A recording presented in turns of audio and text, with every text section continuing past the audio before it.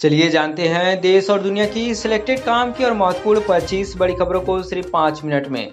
अभी तक आपने इस वीडियो को लाइक नहीं किया तो वीडियो को लाइक करें और इस चैनल को सब्सक्राइब करें। कांवड़ मार्गों पर एम्बुलेंस की होगी पर्याप्त व्यवस्था, त्योहारों को लेकर स्वास्थ्य विभाग अलर्ट।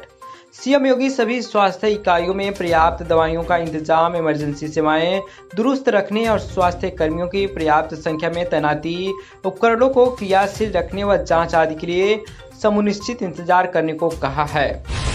2027 में साइकिल मुसलमान चलाएं, अखिलेश करियर पर बैठें। ओपी राजभर का सपा पर तंज।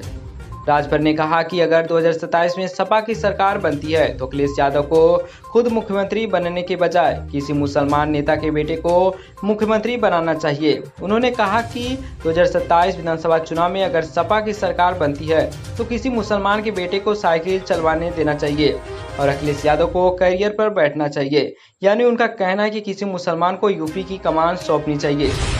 पिछले 8 सालों में यूपी ने हर क्षेत्र में कुछ न कुछ अलग किया। योगी आदित्यनाथ। मुख्यमंत्री योगी आदित्यनाथ ने कहा कि आज यमी दिवस पर उत्तर प्रदेश अपनी विरासत को पहचान दिला रहा है। पिछले 8 वर्षों में उत्तर प्रदेश ने हर क्षेत्र में कुछ न कुछ अलग किया है।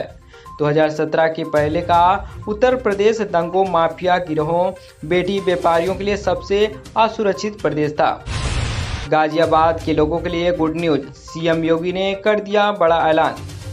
गाजियाबाद के विकास के बारे में सीएम योगी ने कहा कि 8 साल पहले गाजियाबाद में 12 लेन के ग्रीनफील्ड एक्सप्रेसवे के बारे में कोई नहीं सोच सकता था। आज गाजियाबाद में देश की पहली rapid rail, 12 lane highway, metro, airport सब कुछ है। दिल्ली की सीएम रेखा गुप्ता ने 105 नई देवी बसों की दिखाई हरी झंडी, नरेला डिपो का किया उद्घाटन। दिल्ली की मुख्यमंत्री रेखा गुप्ता ने शुक्रवार को राजधानी को 2 बड़ी सौगात दी है। सीएम ने नारंगी रंग की 105 नई देवी इलेक्ट्रिक बसों को हरी झंडी दिखाई। इसके साथ ही नरेला में नवनिर्मित सेक्टर A9 डिपो का उद्घाटन किया। सीएम के काफिले में लगी 1.5 दर्जन कारों के डीजल की जगह निकला पानी, मंगवाई नई गाड़ियां, petrol pump seal. Madhya Pradesh के रतलाम जिले में सीएम डॉक्टर मोहन यादव के काफिले में शामिल और नए सिनेमा कार में डीजल की जगह पानी निकलने का मामला सामने आया है। मामला प्रकाश में आते ही जिला और पुलिस प्रशासन हरकत में आया। आनन फानन में दूसरी गाड़ियां मंगवाकर रवाना की गई। यूपी में कांवड़ यात्रा मार्ग पर मांस और शराब की दुकानें नहीं खुलेंगी। सीएम योगी ने दिए अफसरों को निर्देश। मुख्यमंत्री योगी आदित्यनाथ ने गुरुवार को कांवड़ियों की सुरक्षा और सुविधाओं को विशेष व्यवस्था रखने के निर्देश दिए हैं। उन्होंने कहा कि कांवड़ मार्ग पर मांस शराब की दुकानें नहीं खुलेंगी। लोगों को भड़काना सामाजिक अपराध, कथावाचक मामले में अखिलेश यादव को डिप्टी सीएम का जवाब। UP deputy CM Keshav Prasad Maurya ने अपने सोशल मीडिया अकाउंट एक्स पर लिखा कि सपा बहादुर श्री अखिलेश यादव और सपा नेता का रवैया दूध में नींबू डालने जैसा है। समाजवादी कथावाचक प्रकरण में जातिवाद जहर से बांटने की कोशिश करना और लोगों को भड़काना सामाजिक अपराध है। सपा जो काम राजनीतिक फायदे के लिए कर रही है वही उसे समाप्तवादी पार्टी बनाएगा। जब जल छिड़कर कर दिया पवित्र, फिर कथा क्यों नहीं सुनी। इटावा कांड पर शंकराचार्य मुक्तेश्वरानंद का तीखा तंज। शंकराचार्य ने कहा कि अगर कथावाचकों पर जल या मूत्र छिड़का गया तो सवाल यह है कि उसका असर क्या हुआ। अगर इससे वे पवित्र हो गए तो फिर उनसे कथा क्यों नहीं सुनी गई, और अगर कोई असर नहीं हुआ तो छिड़का क्यों गया। उन्होंने कहा कि यह मानसिकता ही गलत है और इससे समाज में घृणा बढ़ती है। इसके साथ ही उन्होंने यह भी सवाल उठाया कि जब कथावाचकों से मारपीट हुई और मामला सामने आया तो तुरंत एफआईआर क्यों नहीं की गई। दोनों को उसी वक्त हिरासत में लेना चाहिए था। अब जब जनता का दबाव पड़ा तो एफआईआर दर्ज की गई।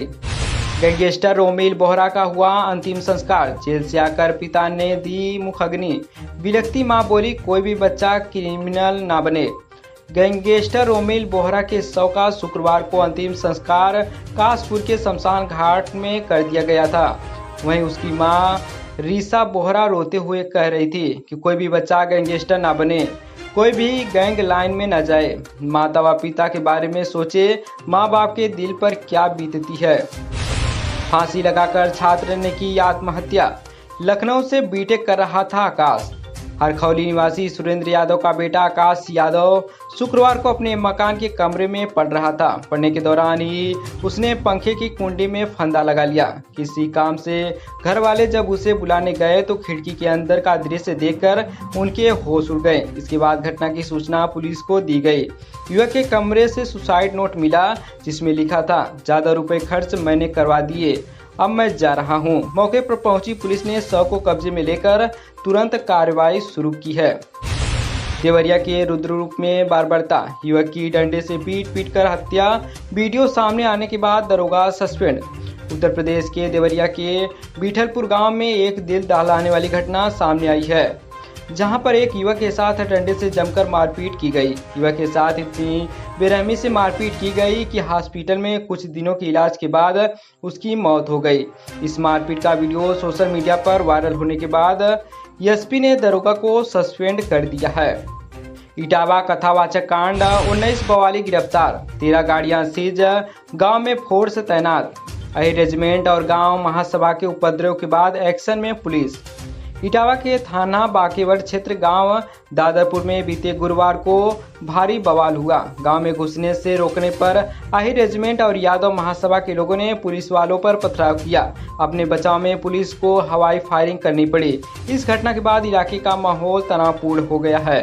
फिलहाल पुलिस ने बवालियों पर एक्शन लेना शुरू कर दिया है। रिंकू सिंह की बीएसए पद पर नियुक्ति में बड़ा पेंच, पोस्ट पीजी वाला और क्रिकेटर हाई स्कूल भी पास नहीं। रिंकू सिंह के उनकी खेल में शानदार प्रदर्शन और अंतर्राष्ट्रीय स्तर पदक जीतने के इनाम के तौर पर यह नौकरी मिली है। उन्हें अलीगढ़ जिले में बेसिक शिक्षा अधिकारी बीएससी के पद पर नियुक्ति दी जा रही है। यह फैसला यूपी सरकार के एक विशेष नियम के तहत लिया गया, जो अंतर्राष्ट्रीय पदक विजेताओं को सीधे सरकारी नौकरी देने की अनुमति देता है। क्या है आरएसएस का त्रिशूल फार्मूला? दिल्ली में प्रचंड जीत के बाद संघ ने बिहार बंगाल के लिए बनाई रणनीति। भारतीय जनता पार्टी ने आगामी बिहार विधानसभा चुनाव 2025 के लिए एक नई रणनीति बनाई है। वहीं बीजेपी की मजबूती के लिए राष्ट्रीय स्वयंसेवक संघ आरएसएस भी अपने मिशन में जुट गई है। सूत्रों के मुताबिक आरएसएस ने बिहार और पश्चिम बंगाल के चुनाव को इज्जत का सवाल बना लिया है। यही वजह है कि संघ चाहता है कि बीजेपी आगामी दोनों सूबों को चुनाव में हर हाल में मजबूत हो और सरकार बनाए। बांग्लादेश में आस्था पर हमला, ढाका में दुर्गा मंदिर पर चला बुलडोजर, मूर्तियों को भी तोड़ा, भारत ने जताई कड़ी आपत्ति। बांग्लादेश की राजधानी ढाका से एक बहुत ही दुखद और चौंकाने वाली खबर सामने आई है। वहां के खिलखेत इलाके में स्थित श्री दुर्गा मंदिर को बुलडोजर से पूरी तरह से ध्वस्त कर दिया गया है। सबसे दर्दनाक बात यह है कि मंदिर में स्थापित देवी काली और भगवान शिव की मूर्ति को भी बेरहमी से तोड़ दिया गया। यह घटना सिर्फ एक इमारत को गिराना नहीं है, बल्कि इसे सीधे सीधे हिंदू समुदाय की आस्था और उनकी संस्कृति और उनके अधिकारों पर एक क्रूर हमले के तौर पर देखा जा रहा है।